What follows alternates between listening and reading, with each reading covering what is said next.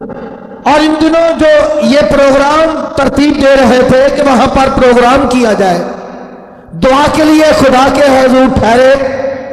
और हमारी दुआया जो टीम है, खुदा ने अपने लोगों को बहुत सारी नेमतों से नवाजा है, बिलखसूस नबूवत की रूह और खुदा अपने लोगों पर जाहिर करता है वक़्त से पहले कि वहां आपके लिए मुश्किलात क्या है, हालात क्या है और वहां क्या होगा। तो मेरे अज़ीज़ों, सबसे पहले ईसा नगरी के लोगों के लिए मैं शुक्रगुज़ार हूं और आप सबको इस बात के लिए मुबारकबाद देता हूं कि खुदा आपसे मोहब्बत करता है।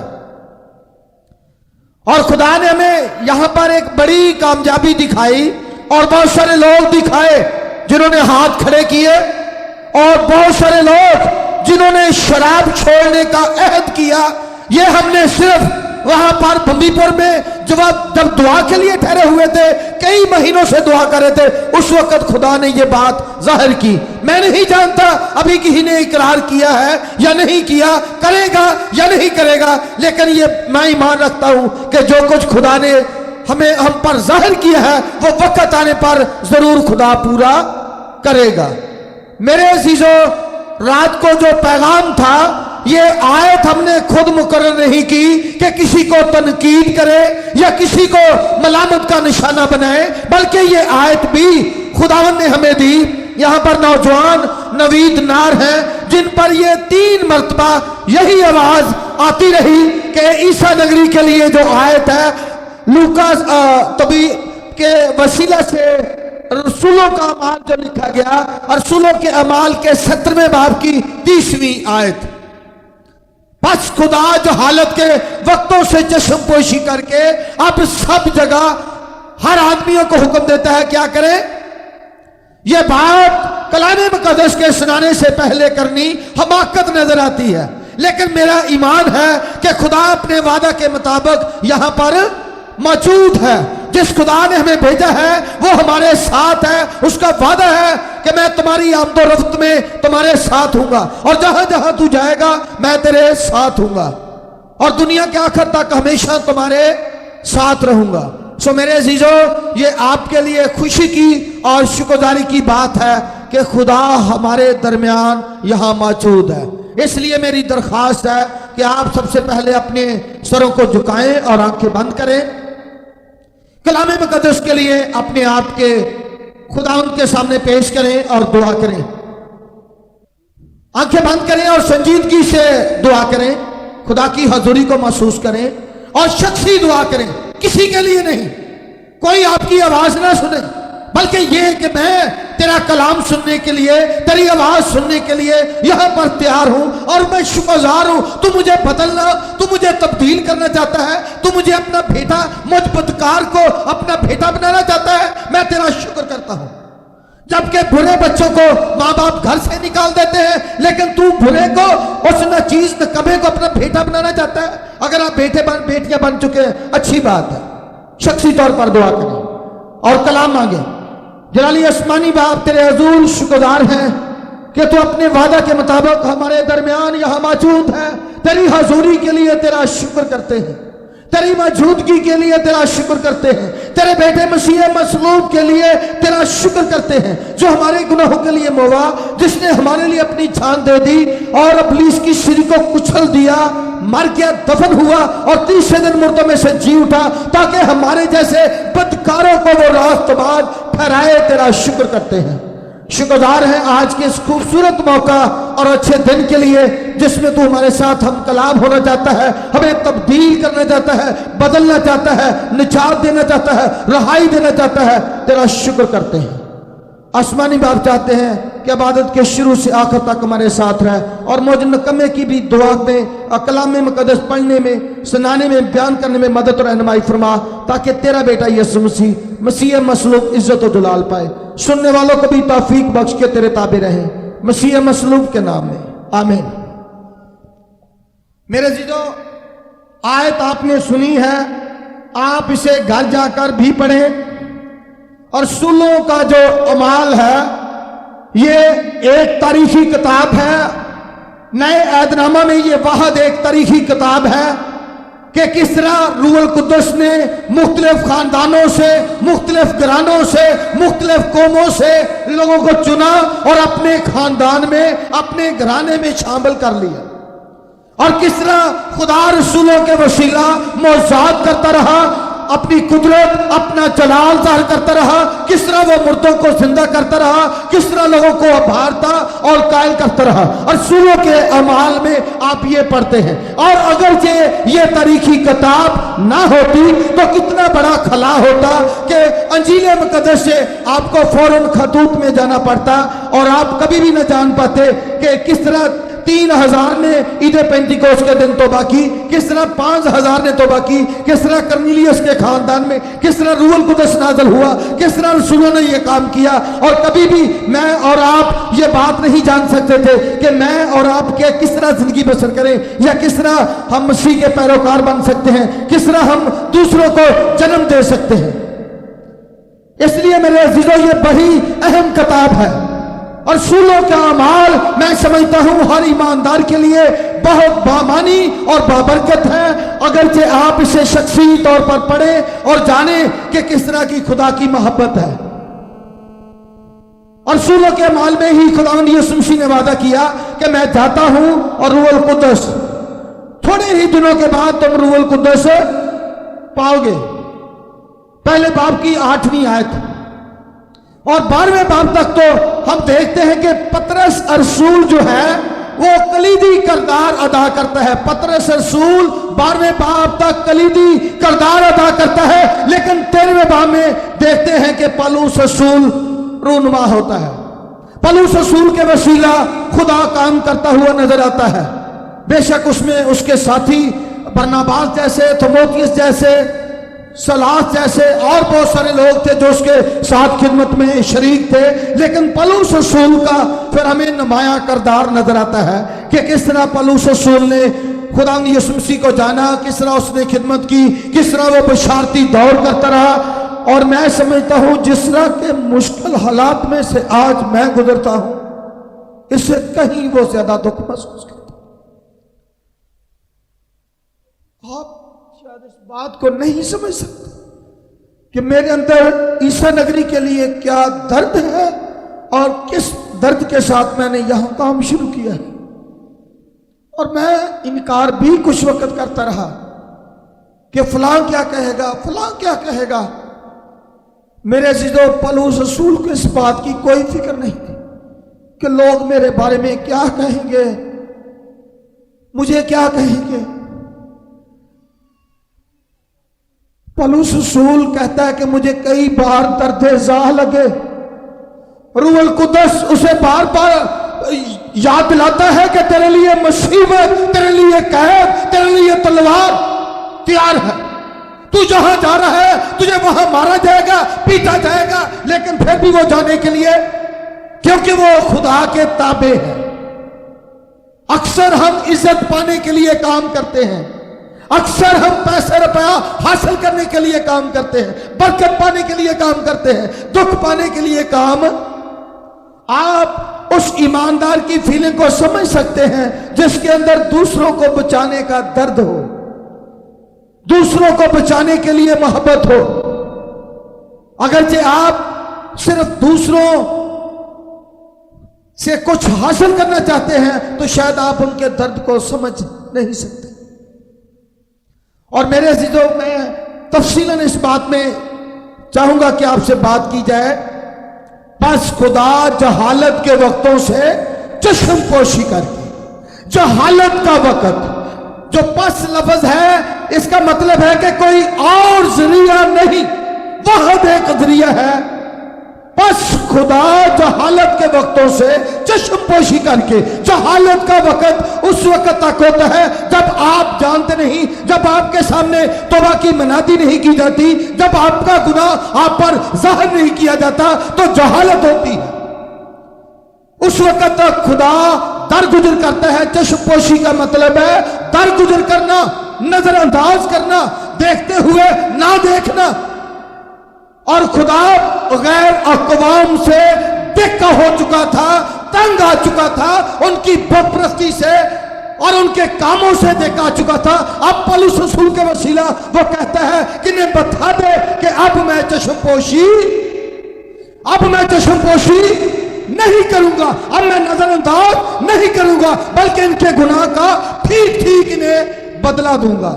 और आखिरी जो 31वीं आयत रात को भी भाई ताहिर साहब ने पढ़ी कि अदालत होगी, इसका मतलब है कि पौलुस रसूल कहते हैं कि भाई खुदा कहता है कि मैं अब अपने आप तुम्हारे गुनाहों का ठीक ठीक तुम्हें क्या दूंगा, बदला दूंगा। और यहां पर जो बात है कि बस खुदा जहालत के वक्तों से चश्मपोशी करके अब हर जगह सब आदमियों को क्या देता है। बहुत लोग हैं जो अपने आप को ईमानदार समझते हैं कि 2 वक्त दुआ करते हैं इसलिए समझते हैं। कई लोग गीत ज़बूर गा लेते हैं इसलिए अपने आप को ईमानदार समझते हैं, और कुछ हदिया देने के वसीला से शायद समझते हैं कि मैं ईमानदार हूं। लेकिन यहां पर जो हुक्म है हर आदमी के लिए खुदा का हुक्म है कि वो क्या करे। ये इरशाद आजम है, ये इरशाद आजम है। सबसे बड़ा हुक्म है कि हर शख्स क्या करे, तौबा करे। क्यों? मेरे जीजो कलाम मुकद्दस में आप देखें रोमियो 3 बाब की 23वीं आयत में लिखा है कि सब ने गुनाह किया और खुदा के जलाल से महरूम है। सब ने गुनाह किया और सब गुनाहगार है, सब गुनाह की हालत में पैदा होते हैं, सब गुनाह लेकर पैदा होते हैं। अगर आप गुनाह तस्लीम करें तो आपको माफी मिल सकती है, यह भी खुदा का पाक फजल है, वरना तो गुनाह की मजदूरी मौत है।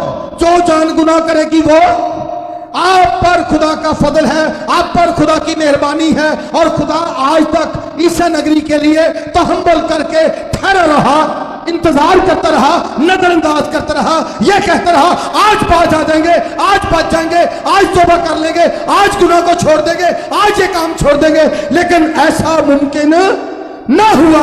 लेकिन आज याद रखे मेरे अजीजों, खुदा आज कहता है कि अब मैं नजरअंदाज नहीं करूंगा, अब मैं माफ नहीं करूंगा।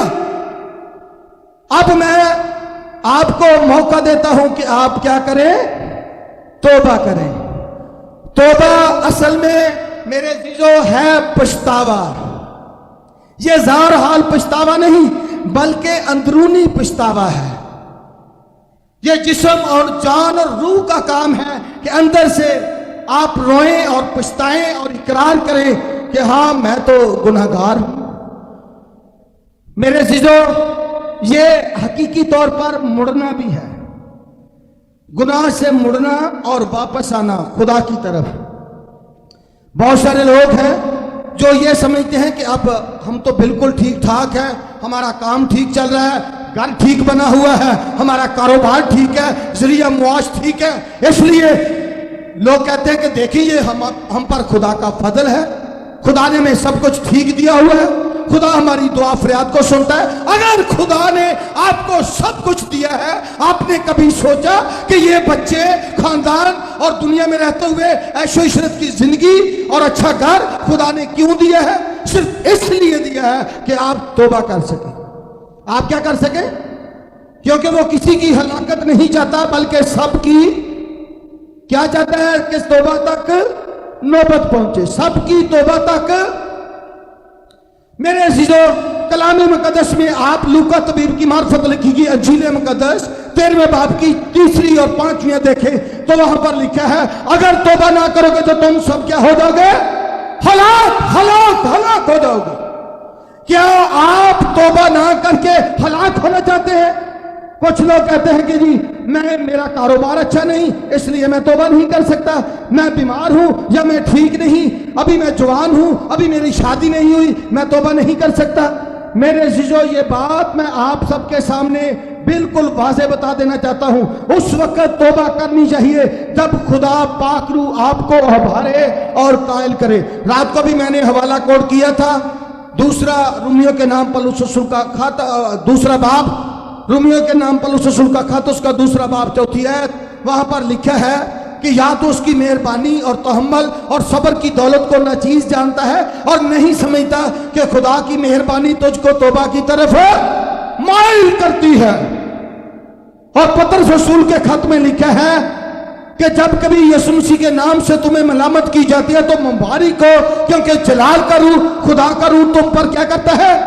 साया करता है। जब आप तौबा नहीं करते, खुदा पाक रूह आपको उभारता है, कायल करता है, वसाइल मुहैया करता है, कलाम अता करता है कि आप अपने आप को गुनाहगार महसूस करें। जान ले, जब आप तौबा नहीं करते तो आप जानते हैं आप कौन सा गुनाह करते हैं, जिसके बारे में यीशु मसीह ने कहा कि जो इब्ने आदम के खिलाफ गुनाह करेगा उसकी तो मुआफी है, लेकिन जो रूहुल कुद्दस के खिलाफ गुनाह करेगा उसकी कोई मुआफी। तौबा के लिए कौन माइल करता है?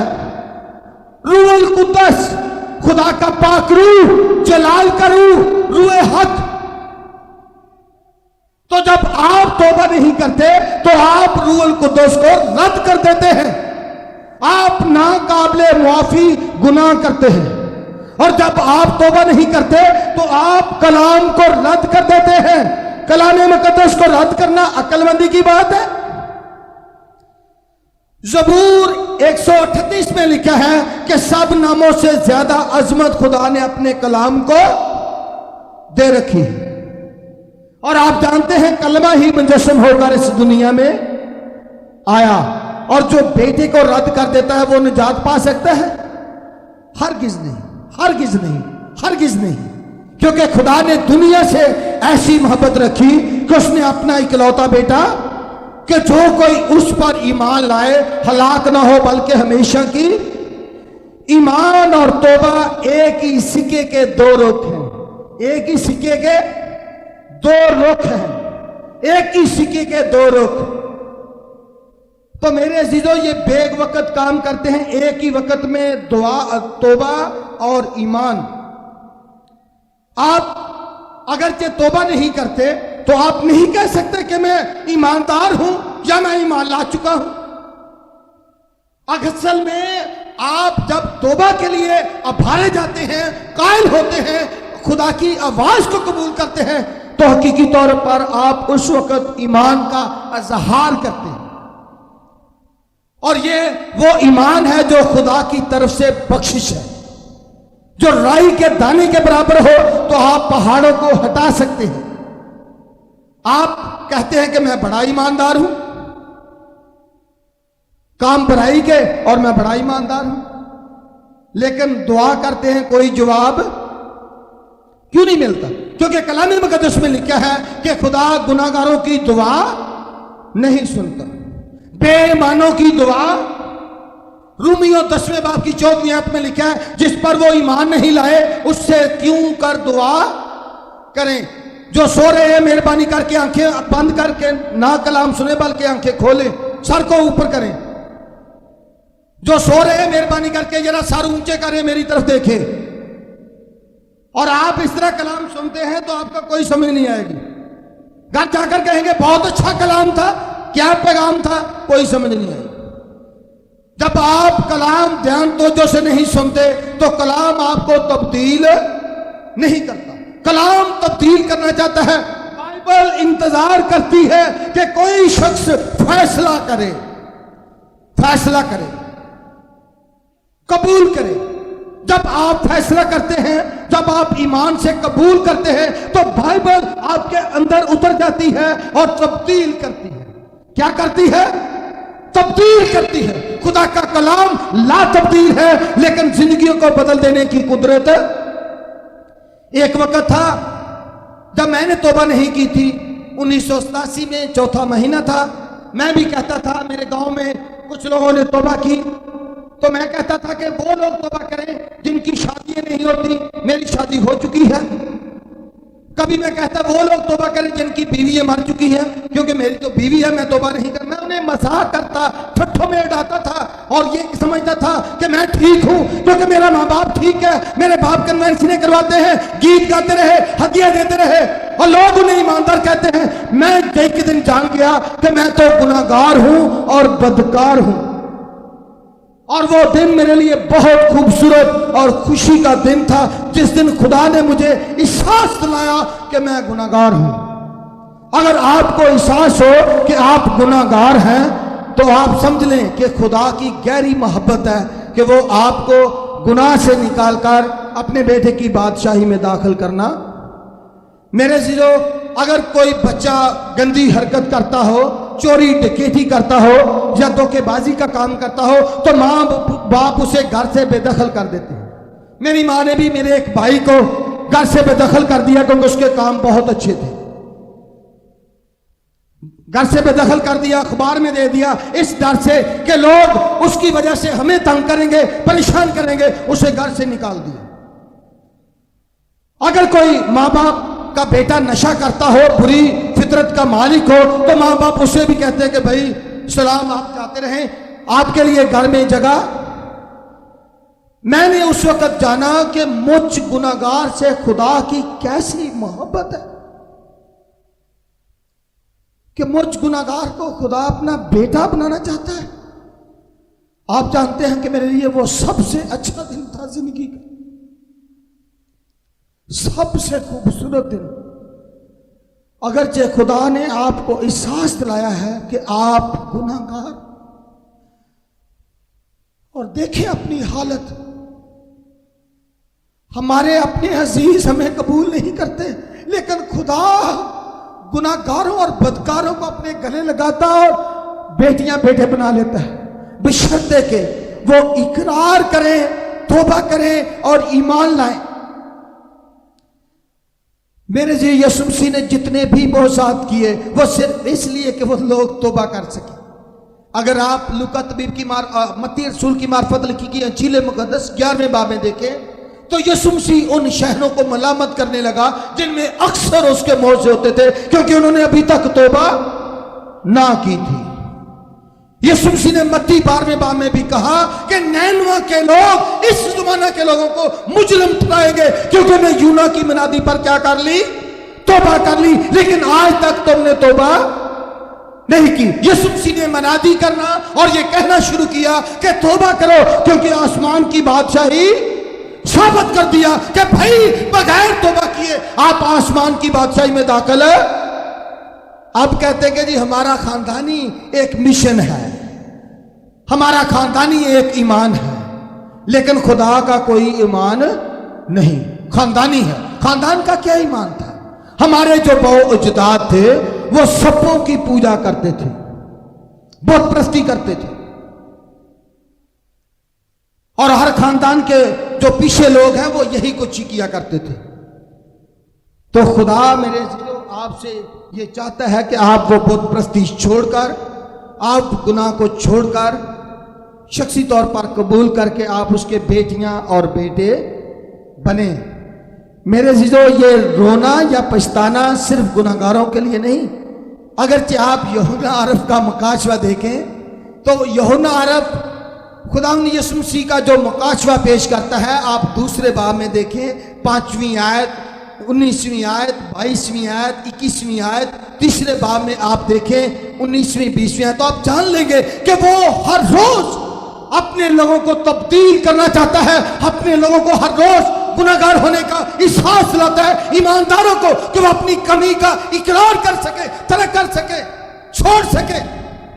और हकीकी तौर पर को वो ईमानदार नहीं जो हर रोज अपनी गलती का इकरार नहीं करता। कई बार ईमानदार दूसरों को मुजरिम ठहराते रहते हैं, लेकिन अपने अंदर नहीं देखते कि हमारे अंदर क्या बात है कि लोग हमसे नफरत भी करते हैं, अदावत भी रखते हैं, हमारी बात भी सुनना पसंद नहीं करते, तो भी वो समझते हैं कि हम खुदा के लोग हैं।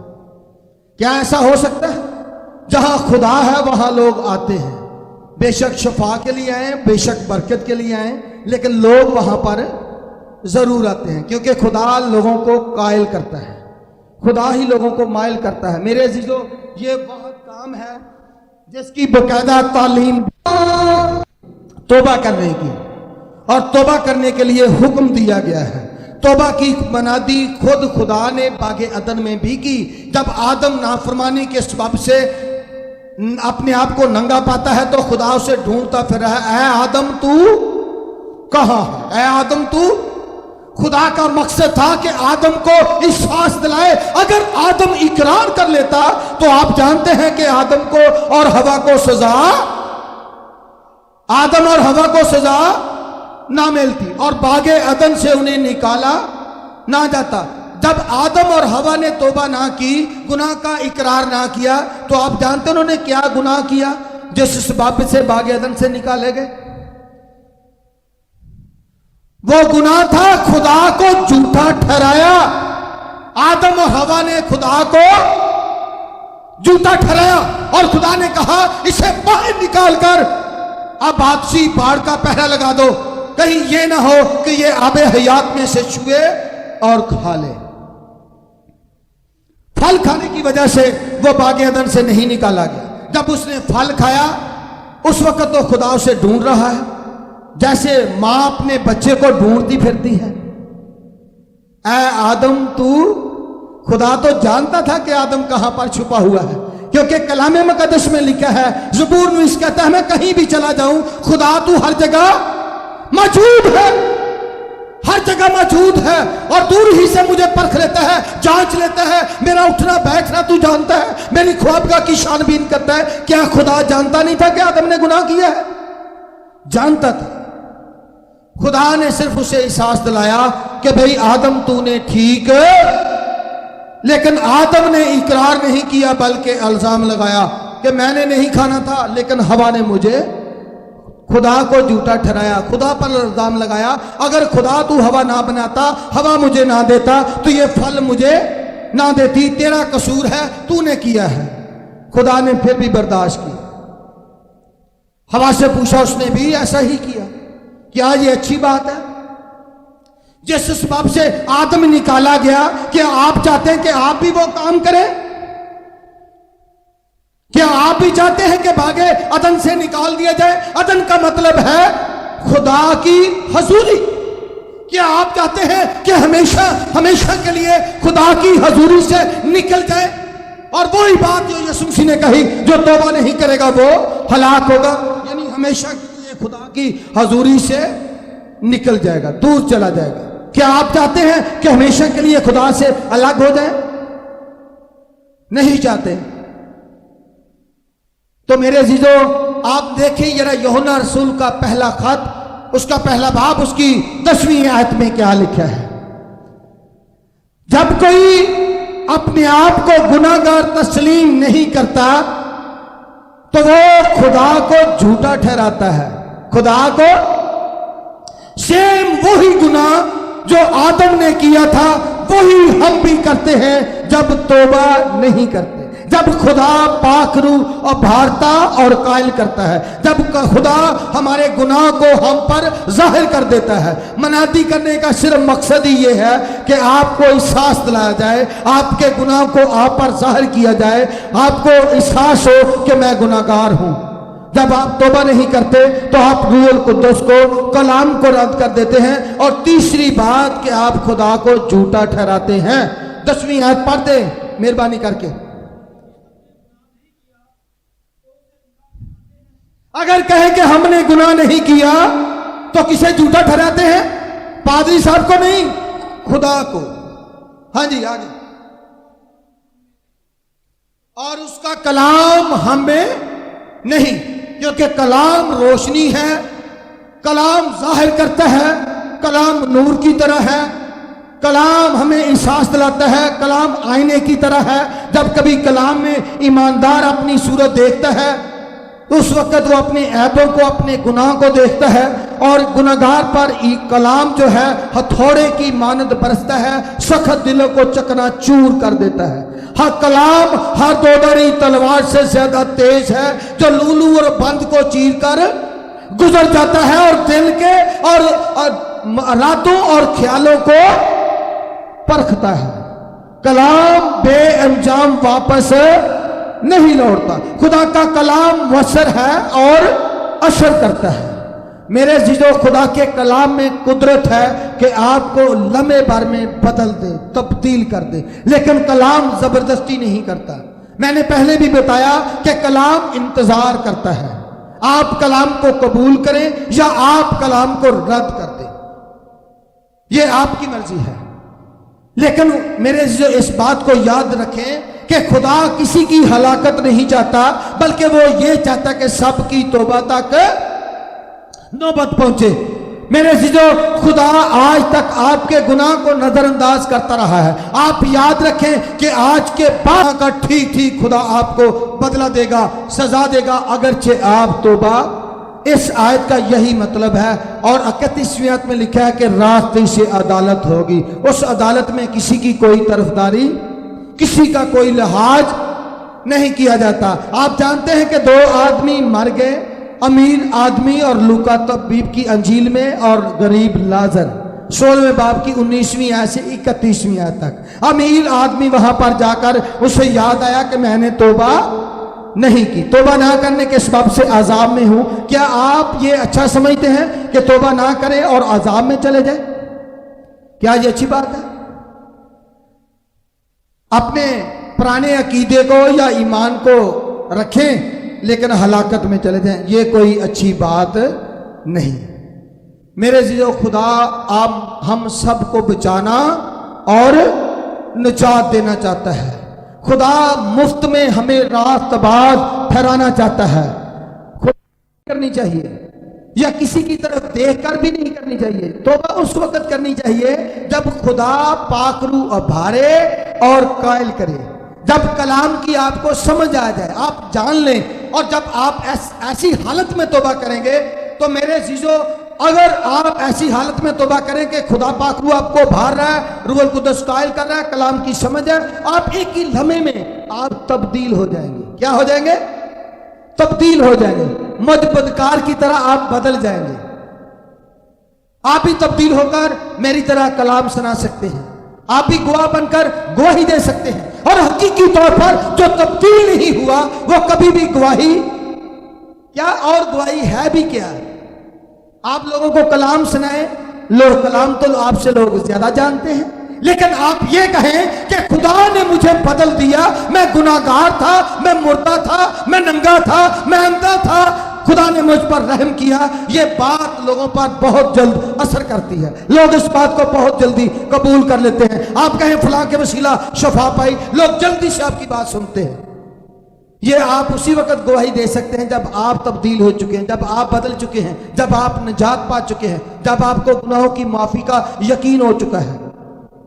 सो हमारी आयत है कि पस खुदा जहालत के वक्तों से चश्म पोशी करके अब हर जगह सब आदमियों को हुक्म देता है क्या करें, ना कि पाकिस्तान में बल्कि दुनिया के हर कोने में जहां बनी नो इंसान रहता है, खुदा उन्हें बचाना भी चाहता है, खुदा उन्हें तौबा का हुक्म भी देता है, खुदा पाकरू के वसीला कायल भी करता है, मुकद्दसों को तौफीक भी देता है कि उनके तक कलाम पहुंचा सके। यीशु मसीह ने कहा अगर मैं कलाम ना करता तो तुम मुजरम ना ठहरते, लेकिन अब मुजरम ठहराने वाला कलाम है जो मैंने बयान किया। यीशु मसीह ने कहा जब किसी घर में या शहर में जाओ तो उन्हें सलाम कहो और कलाम बयान करो, अगर वो कलाम कबूल ना करें तो वहां पर अपने पांव की गर्द, वो पांव की गर्द गवाही देगी कि इसने कलाम सुनाया है।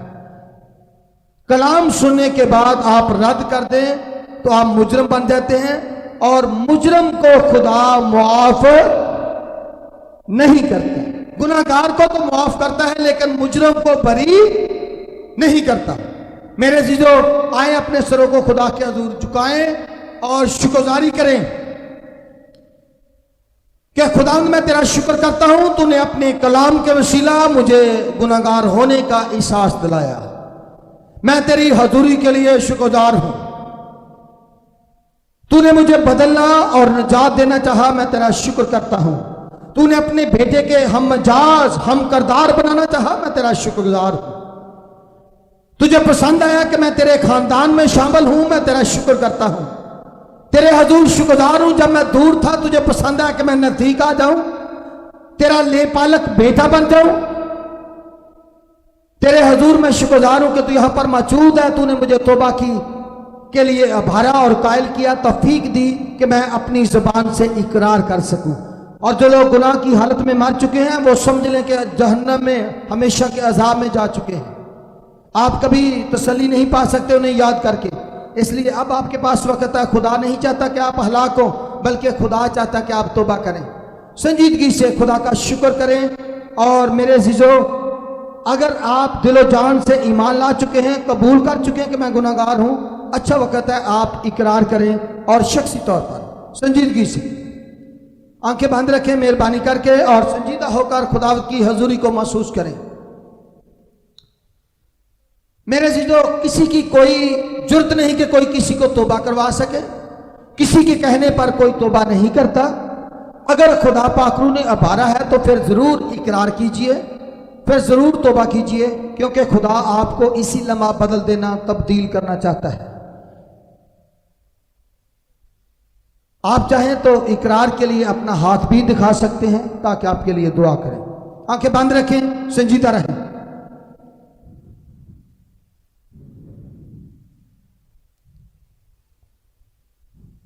आप समझते हैं कि खुदा ने मुझे एहसास दिलाया कि मैं गुनाहगार हूं। शायद आपकी जिंदगी का ये आखिरी मौका हो। अब निजात का वक़्त है, कबूलियत का वक़्त है। खुदा आपको तब्दील करना और बदलना चाहता है, निजात रहाई देना चाहता है।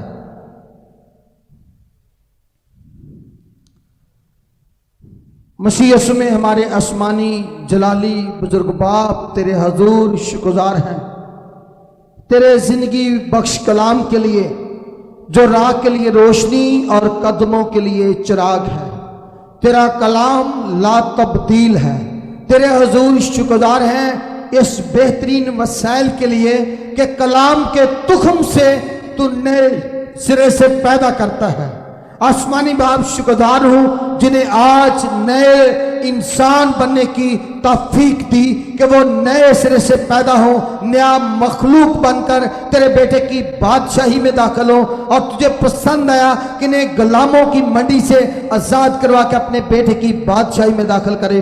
तेरे हजूर शुक्रगुजार हूं जिनको तूने अपनी मौजूदगी, अपनी हजूरी का एहसास दिलाया, जिन्हें कलाम की समझ दी, पाकरू के वसीला से आभारा और कायल किया कि वो रास्तबाजी को पूरा करें। उन सब के लिए तेरे हजूर शुक्रगुजारी करते हुए मिन्नत करता, अब तू ही हिफाजत कर।